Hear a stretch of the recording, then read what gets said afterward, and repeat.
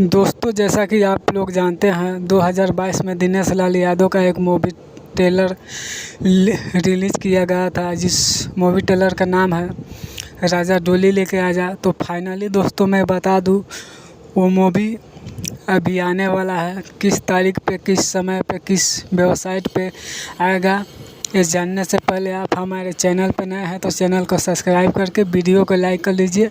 दोस्तों मैं बता दूं, ये मूवी जिसका नाम है ये राजा डोली लेके आजा। तो दोस्तों मैं बता दूं आप सभी को 25 तारीख को उसे रिलीज़ किया जाएगा। यह फिल्म बहुत ही अच्छा है। इस फिल्म का कहानी भी अच्छी है। ये फिल्म एक प्रेम कथा पे निर्धारित है।